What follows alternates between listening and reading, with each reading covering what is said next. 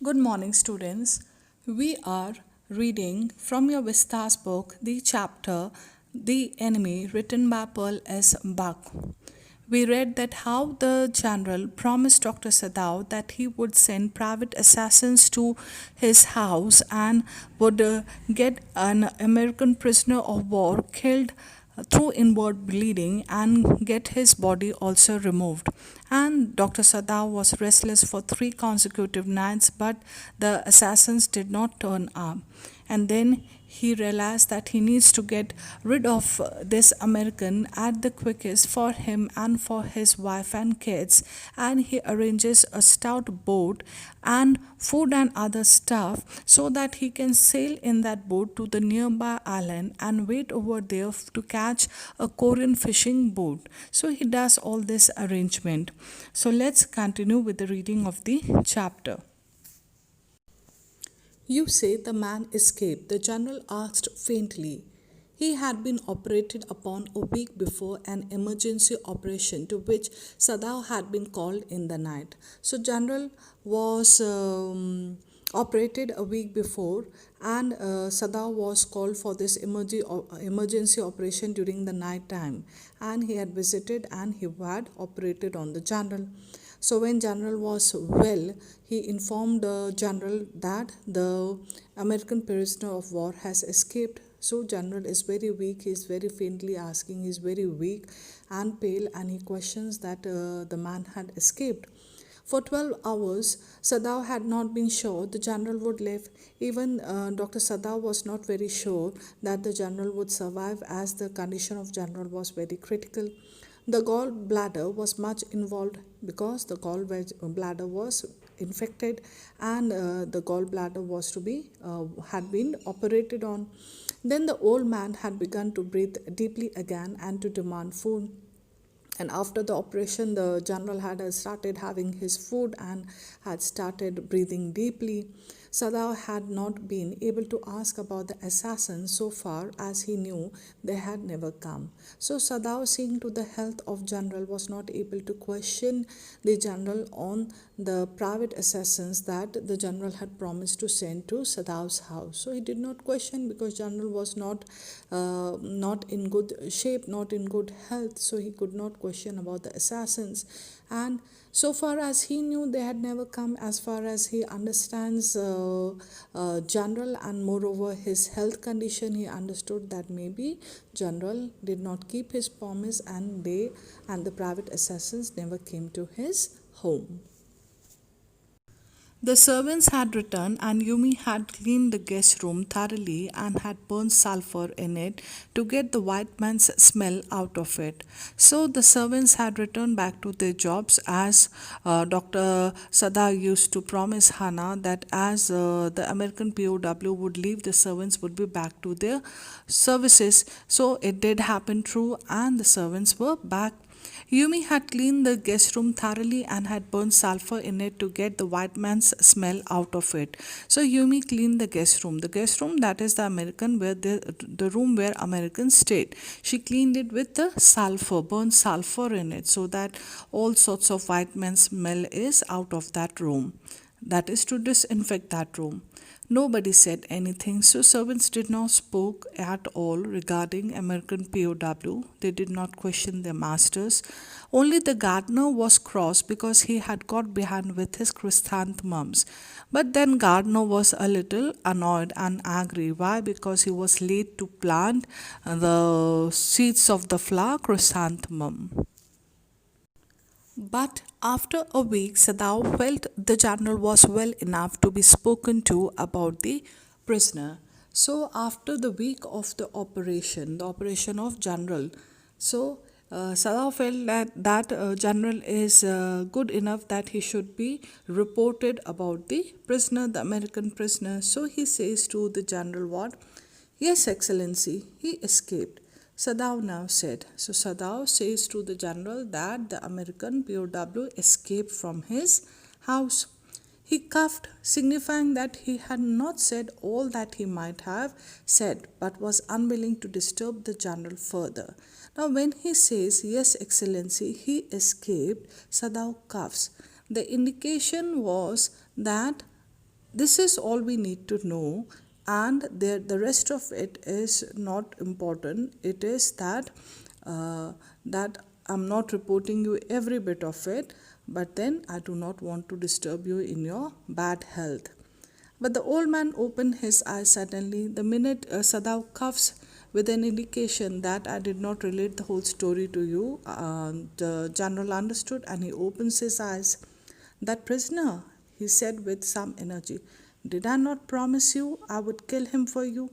And then he opens his eyes and sees Sadaus and says that yes, I promised you I am going to get that prisoner of war killed by my private assassins.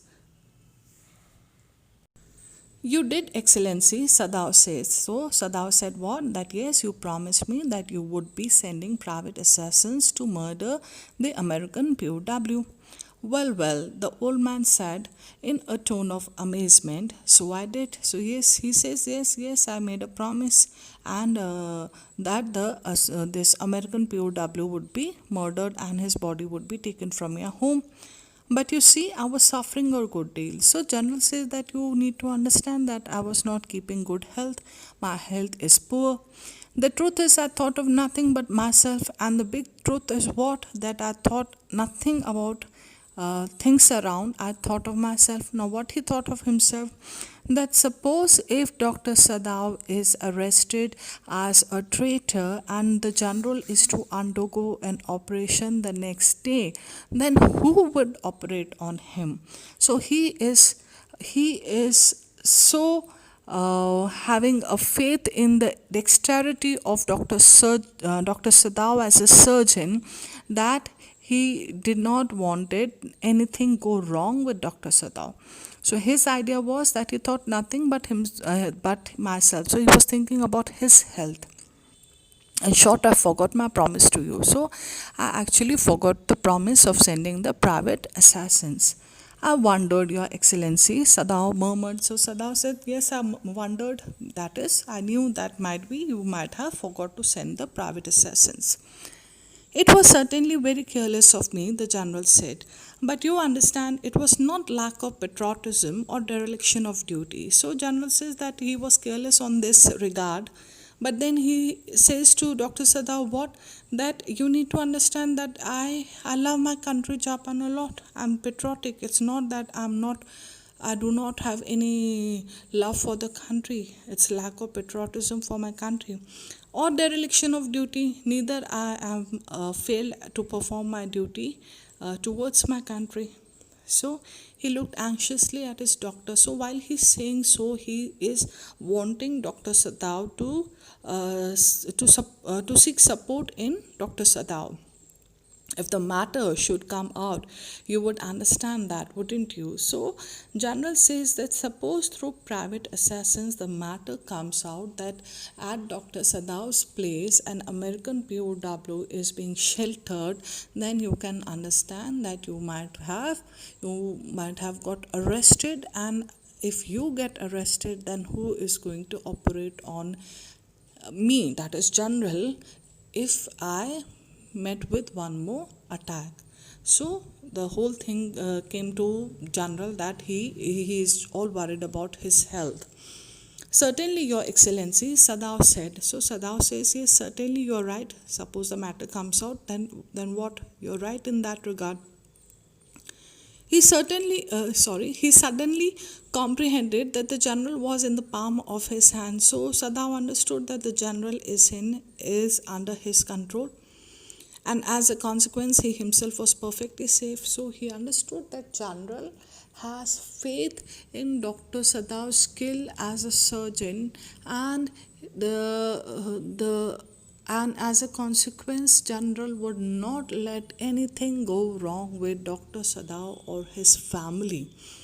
So Sadao understood that I'm altogether safe. I can swear to your loyalty, Excellency, he said to the old general, and to your zeal against the enemy. So he says, I can swear that you are loyal, you are passionate towards your country, and that you have enthusiasm to fight against the enemy. "You are a good man," the general murmured and closed his eyes. "You will be rewarded." So the general closes his eyes and says that you are a good man, and then he promises a reward to Dr. Sadao. But Sadao, searching the spot of black in the twilighted sea that night, had his reward. So Sadao got his reward. What? When in the evening time, in the dusk time, he was looking for that flashlight from the American POW from the island, he did not get one. There was no prick of light in the dusk, so there was no flashlight. No one was on the island. He understood that the American had left that island because there was no flashlight. His prisoner was gone safe, doubtless, so there was no doubt that the prisoner has left the island and he is safe. For he had warned him to wait only for a Korean fishing boat. Why? Because Dr. Sadao had instructed him that he is going to wait over there till he gets a Korean fishing boat. So that American prisoner of war might have waited on the island. He got that Korean fishing boat and have left the island, and that is the reason Dr. Sadao did not get that flash of light during the dusk time in the evening time, and that was the reward for him. He stood for a moment on the veranda, gazing out to the sea from whence the young man had come that other night. So Dr. Sadao was standing on the veranda and he was looking at the sea in front of his house, and he started wondering the day when American had washed ashore in front of his house. And into his mind, although without reason, there came other white faces he had known. And suddenly he started recollecting all the white faces he had known throughout his life, the American people he had come across. The professor at whose house he had met Hannah, so he recollected his time going to Professor Halley's house where he had met Hannah. A dull man, the professor was a dull man, and his wife had been a silly talkative woman in spite of her wish to be kind. Though his wife was kind, but then she was very talkative. He remembered his old teacher of anatomy who had been so insistent on mercy with the knife, and then he recollected his days of his study at America, how the professor, the anatomy teacher, used to uh, instruct the students in all the batches that be insistent on have mercy with the knife. That is that while they are doing the operation, they should know the human body. So he started recollecting those days, and then he remembered the face of his fat and slatternly landlady. So then he remembers and recollects the landlady, the face of the landlady who was all fat and very untidy. He had had great difficulty in finding a place to live in America because he was Japanese. So he's reminded of his days in America, that how it was difficult for him to get an accommodation because he was a Japanese. The Americans were full of prejudice, and it had been bitter to live in it, knowing himself their superior. So he says that it had been a tough time living in America, though the Japanese were superior to Americans, but then they were considered to be inferiors. How he had despised the ignorant and dirty old woman who had at last consented to house him in her miserable home. And then Dr. Sadao is reminded of his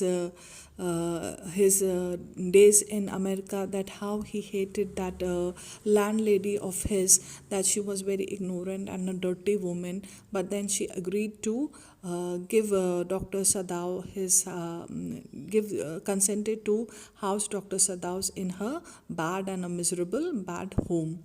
He had once tried to be grateful to her because she had in his last year nursed him through influenza. So Dr. Sadao says that how it was his last year of his stay in America and his studies, and he was grateful, he was thankful to the landlady because she had served Dr. Sadao when he was struck by influenza. But it was difficult, for she was no less repulsive to him in her kindness. But then it was difficult because she had this horrible or bad nature, so he hated her though she was kind. Now he remembered the youthful, haggard face of his prisoner, white and repulsive, and suddenly he's reminded of this American prisoner of war, that is the escaped prisoner, Tom, and he remembers his lean and thin face of this prisoner. He was all white and terrible, and he remembers what strange he thought. I wonder why I could not kill him. And then he is thinking about his own his own state of wondering that why it was that he was not able to murder or kill this young American POW.